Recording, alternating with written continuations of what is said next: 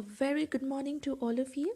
I welcome you all in this video where I'm going to talk about chapter 10 from class 8th science, that is reaching the age of adolescence.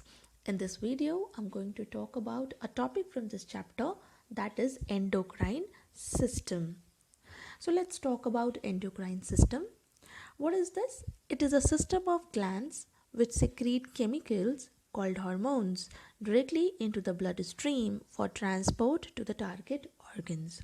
So what is an endocrine system? It is a collection of endocrine glands altogether which are present in our body, and these endocrine glands, they are secreting hormones into the bloodstream, and via blood the hormones are reaching to their target site. So this whole system is called endocrine system.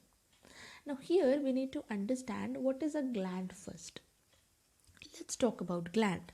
A gland can be a cell or a tissue or an organ which can secrete certain chemical compounds which are required for a particular function. So a gland can be a cell, it can be a tissue, it can be an organ, but they should have certain secretory function. They should release some kind of secretion. The secretion can be digestive juices, the secretion can be hormones, but they should have a secretory function. So anything which secretes something is called a gland. You can take an example of oil glands. Oil glands are secreting oil. Sweat glands secreting sweat. Fine. So any sort of secretions which are present or which are released by any cell or tissue or an organ, that is called a gland. Now based on what chemicals they are secreting, the glands can be categorized into two major types.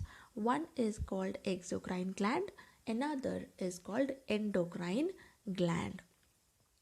So let's talk about exocrine gland first.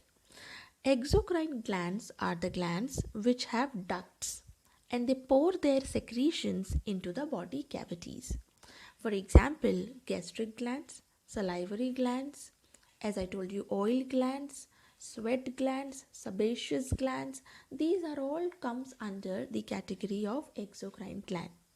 Here we need to understand one thing, that exocrine gland, whatever secretions are released by exocrine glands, they are not called hormones. So exocrine glands can secrete like digestive juices, different digestive juices. It could be from pancreas, pancreatic juice, from gastric gland, uh, gastric juice, from salivary gland, salivary amylases and the juices, saliva. So these are all comes under the category of exocrine gland. When we talk about endocrine glands, these are ductless glands. So endocrine glands are ductless glands and they directly pour their secretion into the blood, and through the blood their secretion or hormones are getting transferred to their target site where they have to show their action. Fine. So that is called endocrine glands, and the secretion of endocrine glands are specifically called hormones. So hormones are actually released by endocrine glands only. For example, adrenal glands, thyroid gland, parathyroid gland, pituitary gland, and a lot of endocrine glands are present in our body. So endocrine system, when we talk about, it is a system of endocrine glands. Now, other than exocrine and endocrine gland, there is one more variety of glands which are called heterocrine gland. Heterocrine glands are those glands which have mixed nature, where you can see it's functioning as exocrine gland as well as endocrine gland. For example, pancreas. Pancreas, you can see that pancreas is releasing pancreatic juice, and this juice via duct it is passing into the small intestine of our body. So this is its exocrine function. Now if I talk about endocrine function of pancreas, you must be knowing that pancreas is responsible for secretion of insulin, which is an hormone. So here it secretes the insulin directly into the bloodstream. So it has two functions. It can function as an exocrine gland as well as an endocrine gland. So it has mixed nature, and that is why it is called heterocrine glands. Now we are continuously talking about glands, endocrine glands, and releasing the hormones. So it is very important to talk about hormones. What are these hormones? So these hormones are molecules, chemical molecules, which are secreted by endocrine cells in the body in response to changes in internal or external environment. So any sort of changes when body experiences, our endocrine glands, okay, which could be a cell or a tissue and an organ, they starts to release the hormone in response to that changes. The hormones are directly poured into the bloodstream, so it is taken by the blood to the target site where it will show its action. And that is why, because the hormones are chemical in nature. It can be in the form of protein, it can be in the form of amino acid, it can be in the form of certain nitrogenous derivatives. So that is why it is called chemical messenger, and they are regulating biological processes. So that is hormones. This is a diagrammatic presentation of endocrine system present in our body. So you can see a different types of endocrine glands have been shown here. So in brain we have hypothalamus, we have pituitary gland, we have pineal gland. If you see the neck region, there we have thymus gland, thyroid gland, parathyroid gland. Testis in case of male, which is a primary sex organs in male, and ovary in case of female, which is again a primary sex organ in female. So these are also endocrine glands. Other than that, adrenal glands, which are present above the kidney, pancreas, I have already discussed about it. So these all glands are actually endocrine glands, and they are releasing one or the other hormones. So let's talk about some of a very important endocrine glands. So the very important endocrine glands which we are going to discuss is the pituitary gland. You can see here where this pituitary is positioned. It is somewhat a P-shaped gland, and it is present in the brain. So pituitary gland is generally attached with the hypothalamus, and via a small stalk it is connected with hypothalamus, and pituitary gland is called master's gland.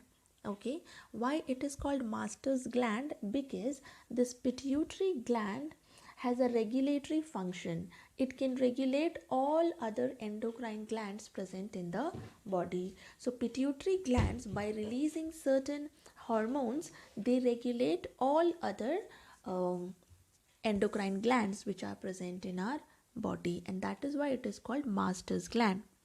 So if I talk about function, as I have already discussed about its master nature, other than that, pituitary gland secretes a lot of hormones. One very important hormone which are released by pituitary is called growth hormone. And because of the growth hormone, the overall development of body is taking place.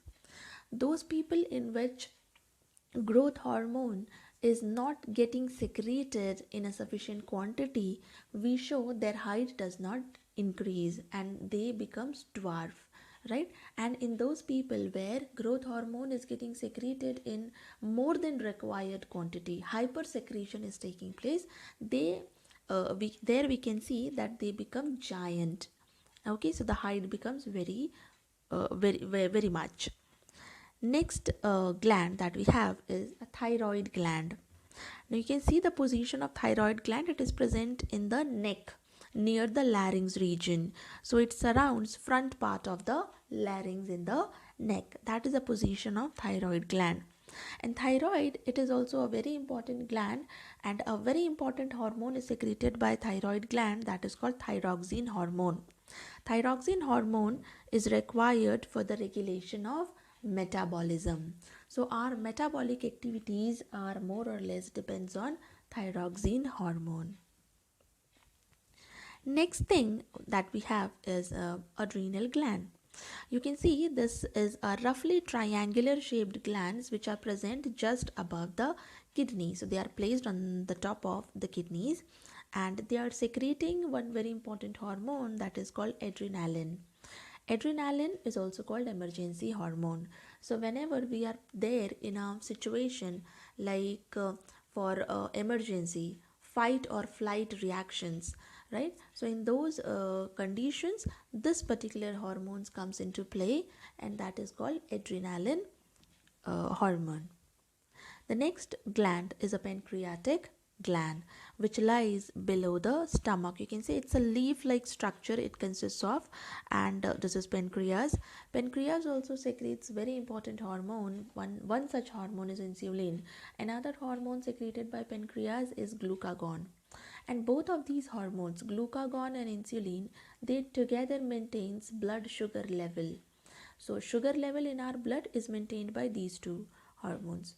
If insulin is not getting secreted in the body properly, or if the body does not react to insulin, in that case, uh, the person can be affected by diabetes mellitus. So this is pancreas. Other than pancreas, as I told you, primary sex organs in male and female, that are testis and ovary, they are also endocrine gland. So first thing is testis. So testis, you can see it is located in the scrotum, present in males, and it releases a hormone which is a male sex hormone, testosterone.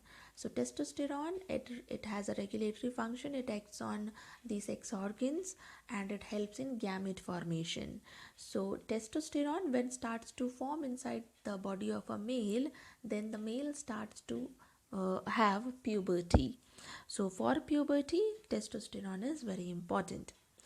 And if we talk about another hormone or another gland, that is ovary. Now ovary is a female sex organ, and it is located in the lower abdomen region of female. This gland, it releases certain hormones, and one such hormone is a female sex hormone that is called estrogen.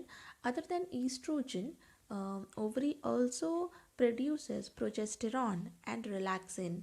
So these are also certain hormones which are present in female, and the estrogen, it affects or it maintains female secondary sexual character. If I talk about progesterone, progesterone is important for menstrual cycle. So whenever the quantity of progesterone decreases in the human body, then the female, they experiences menstrual flow. So these are certain endocrine glands and about the endocrine system. Thank you for listening.